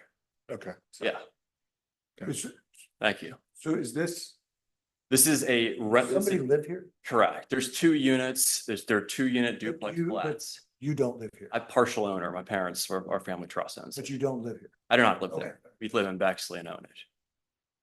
Yes. We've owned it prior to the previous owner. He already put an addition in. This home, obviously, he bought this house less than 5 years ago. So this is the second time he's in front of your board. Okay. Thank you. All right. Thank you very much. We appreciate your coming down, telling us what you think. All right. Mr. Ronco, you want to respond to some of those issues that were? Oh, I'm sorry, sir. I didn't see your hand up there. My fault. Okay. Do you swear or affirm that any testimony you give the board this evening will be the truth, the whole truth, and nothing but the truth? I do. In your name, please. Herb Hoffman. I grew up on Drexel. I've been in Bexley almost 70 years. I have two properties in the pocket area we're talking about. Okay. And I fixed them both up to, so I'm very, very concerned with Drexel. Having grown up there, I actually raised the money to get the trees on Main Street.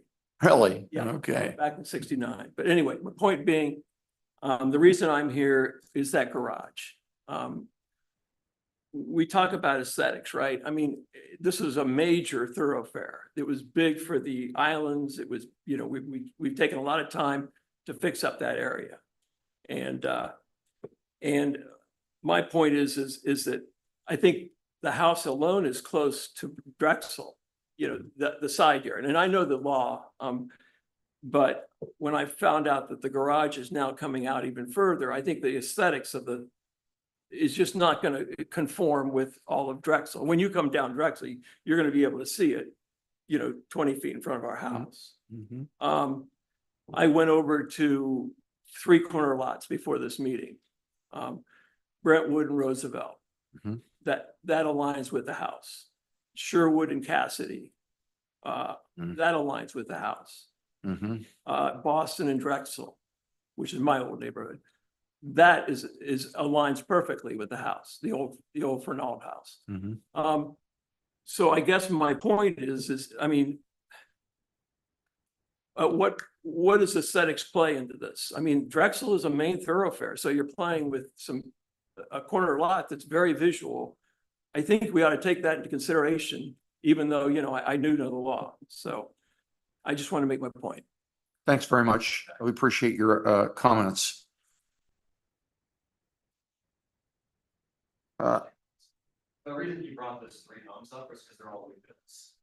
Okay. Can you talk into the mic? Yeah. So we can get you on. Yeah, you're on the record here, so everything's on record. The reason you brought those 3 addresses up is because they were all in front of this exact board and they were all new builds. So like on the corner of Roosevelt and Brentwood, that's a new build. That garage is in line. So the other ones, that's why he cited those. So they're all currently under construction. Yeah. Mm-hmm. I drive by it every day. Okay. Is there, Mr. Maleka, why don't you come up and respond to some of the comments that were made, please, if you would? Okay, I guess regarding Drexel, I think, as you're aware, the 20-foot setback is set. It's based on the side yard setback for a corner unit, so we're not asking for any variance. There's nothing illegal. The comment was made that what you're building juts out further toward Drexel than the main structure. Is that true or not true? Well, I would consider, well, again, the main structure has a porch on it that is at the same alignment, that 20-foot alignment. The porch is. Okay. The porch is. So whatever you're considering the main part of the house. I see. I was wondering what the comment was, but now I understand it better because, yeah, they're saying the actual house is further, but you're Yes. telling me that it comes out to the same distance that the porch Correct. roof does. I was thinking, now, problem is everybody's got to be on the record here, so. Okay. But you can come up and make another comment after we're done. What he's done. Go ahead, please. I see. Okay, there you go. I didn't understand what that structure was to the right of the top building, but now I get it. And you can see it in the site plan as well, how it's positioned. Mhm. But your point is there is no variance required to build out that far. Correct. But we're worried about this direction. It's all about the rear yard, which would be let's get mixed up, west, south. Thank you. So that's the big question. I think the other question that came up was about this, there's a tree that they've been concerned about. My understanding is that's being taken down next week. Okay.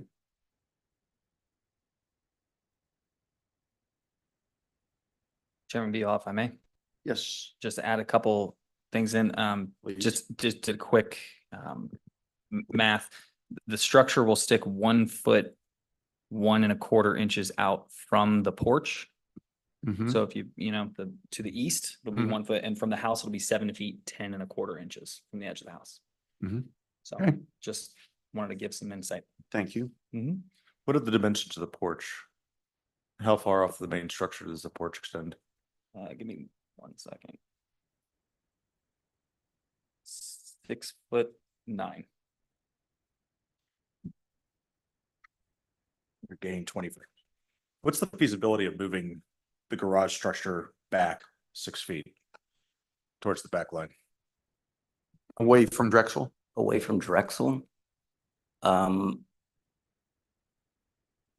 problem is the turning radius now to get into the garage. I'm not gonna be able to get into the part of the garage from that if I want to get 2 cars in. Cause I'm sliding the garage doors past the face of the existing garage. I mean, even as it is. It's tight. Tight, yeah. Yes, it's gonna take a 3-point. Andrew, I didn't hear your comment. I'm sorry. Oh, I'm just saying, I mean, if you look at the sheet, sorry, A101B, I mean, the west edge of the garage door opening, to me, looks curiously close to, it looked to me like, if it's not as far west as it could possibly be, or maybe a little more, it's inches. You just wouldn't be able to get a second, use that second bay, the west bay, if it went, that structure goes any farther that direction.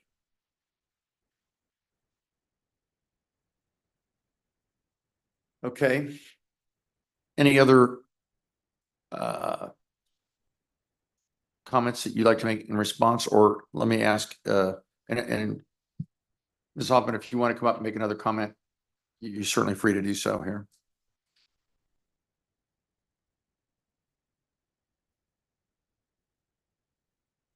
I just was asking, I'm sorry to be yelling from the back. Don't worry. I'm into retail meetings and we talk wherever.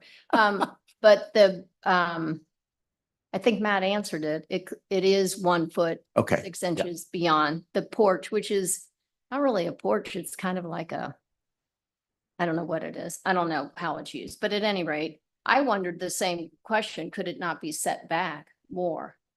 And also the square footage of the garage, the 2-car garage is bigger than average. I mean, you only need 400 square feet. So I don't know what, I'm not an architect, but Okay. looking at all the numbers, there may be a different way to skin this cat and follow code. Okay.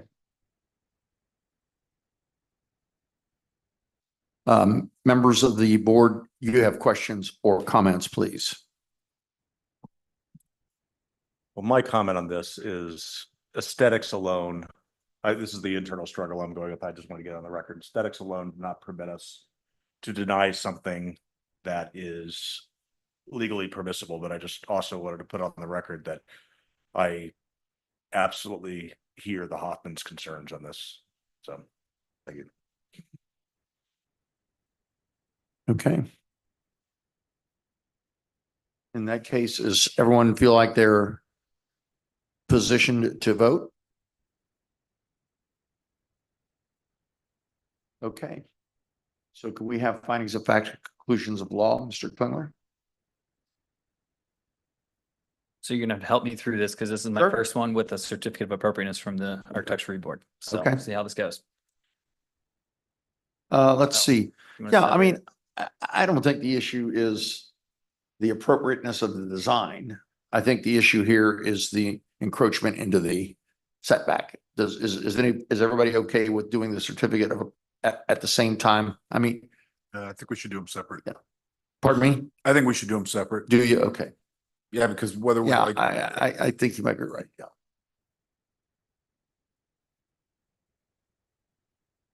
Okay. The finding of facts and conclusions of law for application BZAP 24-24. The board finds that a certificate of appropriateness should be issued for the property located at 2281 Bryden Road. For the rear addition to the property shall be approved as recommended. Okay. So this has to do with the design, the appropriateness of the design, which we have to approve. What the ARB has approved it. Now we have to approve what the ARB approved. Karen, that's pretty much accurate statement. I understand. Yeah.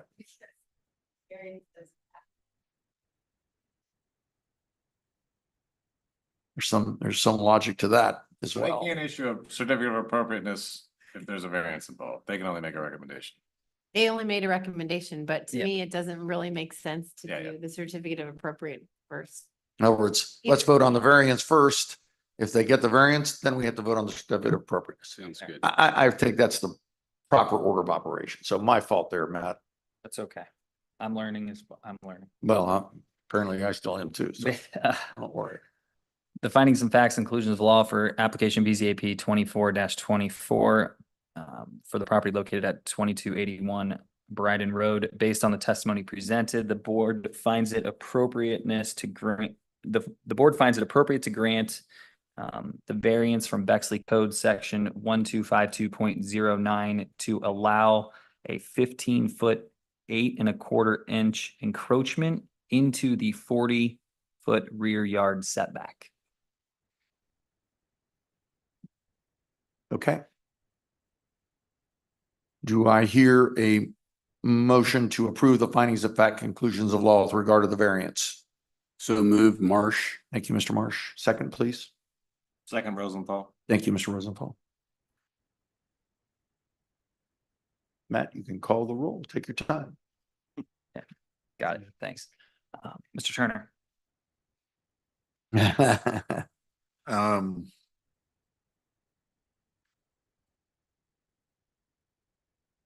Sorry, I vote yes.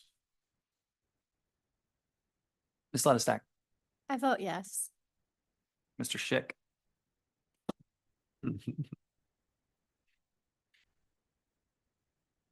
Am I allowed to make a comment associated Sure. with my vote? Mhm. I vote with a capital H very hesitantly, yes. I absolutely hear the Hoffman's concerns. Unfortunately, it's a conforming project under our code. Mr. King, Yes. Mr. Marsh, Yes. Mr. Rosenthal, Yes. and Chairman Beal. I vote no. However, the variance is granted. Now, let's hear the findings of fact on the certificate of appropriateness. Staff would make a recommendation that we put a condition of a landscape plan if approved on this. Is that acceptable? To provide staff with a landscape plan from the applicant for the property. Yeah, I think there needs to be a landscape plan. Was this in regards to the landscaping between this and the neighbor? Yes. Is that what you're referencing? In Drexel, it would be for the whole addition, so. But in particular for the Hoffmans. Yeah. Okay. And the ARB did not condition it, but did recommend it to you all. Yeah. Right. I think we want to adhere to that recommendation. I'll make a motion for that. Well, he's just going to add it We're to just the gonna add the proposition. language. I withdraw my motion. To be approved. You by- okay with adding the landscape? Yep, no problem. Is that to be approved by staff? Well, or the, I think it's appropriate to be approved by a landscape staff. I Okay. don't think Tree and Public Gardens Commission is the right place. okay, all right. We'll take your word for that one. I think that makes sense. The findings and facts and conclusion of law for BZAP 24-24, the board finds that a certificate of appropriateness should be issued for the property located at 2281 Bryden Road as recommended with the conditions that for the rear addition that the landscape plan be submitted and approved by city staff, and the project is compatible with the existing architecture in the neighborhood. I just want to make one comment. That means that if the landscape architect or landscape staff has a concern, that it's their prerogative to take it to Tree and Public Gardens Commission. Okay. Just want to make sure. I'm saying that only because we're dealing with Drexel. Yeah. Yeah. Right. I think the Tree and Guard Commission would appreciate that addition. Okay. Do I hear a motion to approve the findings of fact, conclusions of law regarding the certificate of appropriateness? So moved, Rosenthal. Thank you, Mr. Rosenthal. Is there a second? Second, Marsh. Thank you, Mr. Marsh. Matt, please call the roll. Mr. King, Yes. Mr. Marsh, Yes. Mr. Rosenthal, Yes. Mr. Schick, Yes. Mr. Turner, Yes. Chairman Beal. Oh, Ms. Lettisak, Yes. Chairman Beal. I vote yes also. Certificate of appropriateness is granted. Thank you. Thank you for your time. Folks that came, thank you very much as well. The next case is application BZAP 24 27 South Dawson. The applicant is Kyle Gerlach, who also happens to be the owner. The applicant is seeking a variance to Bexley City Code Section 126402C for a 12-inch height variance to allow a 54-inch tall black aluminum fence in the front yard and a special permit to allow a 54-inch tall fence in the side yard of a corner lot in accordance with Bexley City Code Section 1264.03B. This is corner lot night. Sir, would you raise your right hand? Do you swear or affirm that any testimony you give this evening will be the truth, the whole truth, and nothing but the truth? Did you get this? I do. And your name is? Kyle Gerlach. Got all these. Thank you, Kyle.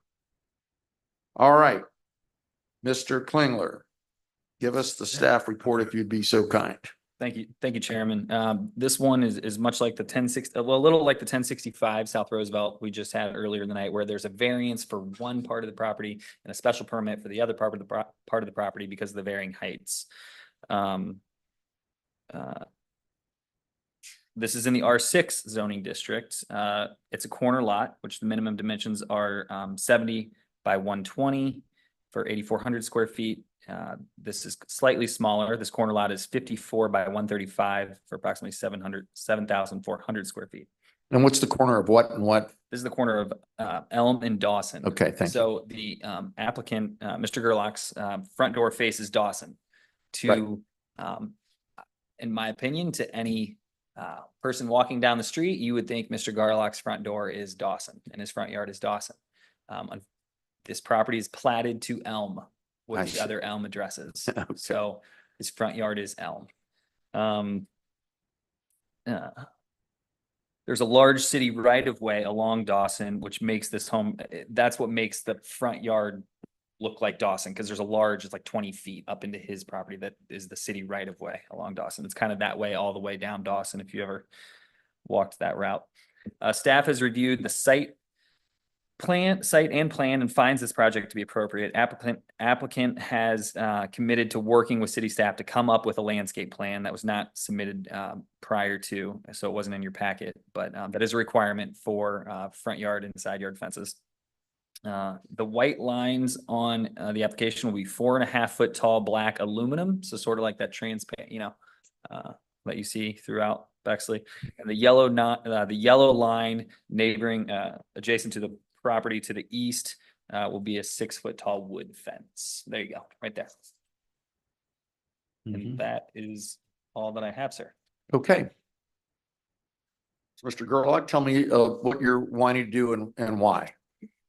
Sure. Do I need to push the button or am I on? You're good. Okay. So just by way of a little bit of background, so we in June bought, well, I guess the end of May, bought this house, and I mean, kind of just as Mr. Klinger alluded to, would never have guessed that our front yard was not really our front yard, or our side yard was our front yard, as it may be. We desired to have a fence in what would otherwise appear to be the side yard, but it's not. In order, we have a dog. I know dog people here, right? As well as 2 small children with one on the way. And by the way, that's my wife, Lucy. If she's waving, just note I'm doing something wrong, and everyone flag me down, and I'll correct myself. Some of us are married too. We totally understand. Yeah. And so our intent would be to fence in the elm side, extending. There's an existing backyard fence, as Mr. Klinger stated there, kind of in yellow. The yellow would be the extended portion of it, or I'm sorry. Yes, would be the extended portion of it, which would then transition to a black aluminum fencing in that part of elm, making it essentially a fenced-in yard such that the dog, the kids, could play and not have to worry about escape or traffic or anything in that area. As Mr. Klinger also stated, there's a large right of way on the Dawson side, such that a fence, even if we wanted to, calling that a side yard, even if we wanted to put in a fence there, that would be prohibitive, as we would similarly be stuck into that large Dawson right of way as well. So this elm side is really our only opportune area for a fenced in yard. We have discussed with the elm neighbors there, the Jets, this fence says it would go along their driveway, appropriately set back per code. And they were expressed I guess they didn't want us to take down those pine trees, which we have no intention of doing. But that was their only concern, and otherwise we're in agreement with the appropriateness of the project. Okay, good. All right. Is there anybody here pro or con? Obviously, your wife is pro. We'll just assume that. And actually, one thing that I'm thinking about now that Mr. Klinger alluded to it. So on the Dawson side, we would intend to put a softscape along that fence where you would otherwise be coming down Dawson. You would see it a boxwood of sorts, appropriate size and aesthetic. On where the number 15 is located, or the number? Correct, where the number 15 is located, we would have boxwoods lining that side of the fence. So you're going to, again, retain an aesthetic quality, kind of hiding that part of the fence. We would welcome, we had not originally envisioned along the 50 side, which goes along Elm, but we would welcome input and thoughts as to what an appropriate softscape plan would look like. I'm not a yard designer. I don't claim to know exactly what could work, what would work in that area. But as I said, if it's something that there's particular concerns about, or that is even required, we are certainly open to looking at possibilities. Okay. Chairman, if I may to respond to that, or just to let you guys know, the landscape plans are just to break up the wall effect that fences create, especially when they're really visible on corner lots. So that's that's why the requirements are in the code. And we certainly work with Mr. Gerlach to come up with something reasonable for that area. And can he consult with the staff regarding that landscaping? Yes. Okay, thank you. So if this house was in fact platted Dawson, would this fencing be totally compliant? Or would there be issues? I guess I'm totally on board with that because we run by it all the time. It definitely feels like it's there. I'm just curious, if it really, would that really were the front door? I can answer that. That's a good question. So do you see where the fence juts out? Right. I turned my thing off. The 5, like where the 5, right there, where it juts out. That would have to, we do not allow fences to come out. So if this was the front, we don't allow fences to come out past the front facade of the building, not including porches. So it's the front living space in the building, the front corner. So it would have to maintain that corner if that's the front lot. And if it does come within 10 feet of the front of the house, again, a landscape plan is required because we don't want that wall effect when you're driving down the street. So landscaping in front of the fence would be required regardless. That jut out would be a variance. But to answer your question, it would be, again, a special permit as well, because for a front yard fence, oh no, that would be a side yard. That would be okay. The height would be okay. All right. No fear to ask hypothetical questions, Mr. Klingler, Concerning that oh, I apologize. Concerning that bump out, there is an existing off the front of the house. There is an existing kind of stone garden wall. And that is the reason that we extend past the edge of the house, is to connect to that existing front view. Or if you're looking north, you're going to be able to look and it will be seamless. That's the intention with that existing stone wall. Yeah, makes sense. All right. Any other questions or comments from members of the board? I guess we have a variance, a height variance for the front yard and a special permit for the side yard, which is just the opposite of what you would think it would be, right? Yeah. So I sort of get the feeling we could probably vote on these together. Any problem with that? Okay. Can we have findings of fact, conclusions of law, man? Yes, sir. The findings and facts and conclusion of law for application BZAP 24-27 for property located at 226 South Dawson. Based on the testimony presented, the board finds it appropriate to grant the special permit to allow a 54-inch tall fence in the side yard of this corner lot and grant a 12. Oh, that was in accordance with Bexley Code Section 1264.03B, and to grant a 12-inch height variance to allow a 54-inch tall black aluminum fence in the front yard from Bexley Code Section 1264.02C. Okay. I think I got that right. I guess I have one question. Is the fence in the side yard a different construction than the fence in the front yard? When you say the side yard, I mean, you're where referring the to elm? 15 and I 25. know we're are. going to play this game right. Yeah. The elm side is what you're referring to, No, or the well, it looks to me like the 54-inch tall black aluminum fence is in the front yard. So that would be the front yard is elm, right? correct. So what kind of fence is it that faces Dawson? Is it a black aluminum fence also? The 25 and the 15 Yeah. that you're referring to, that will be the same material, the same black aluminum, Okay, good. That helps me. which is itself thin strips. So Yeah. again, the Yeah. see-through nature of it, I'd Yeah. say standard, nothing unusual about the fence itself. I'm sorry, can you tell me again why the 5-foot bump out from The because there's a fence at the house next door and it's even with the front of the house, so that's why. Sure. Again, the 5-foot, there's a existing stone wall that comes off of the facade of the house. Off the front of the house. This would connect to make it seamless.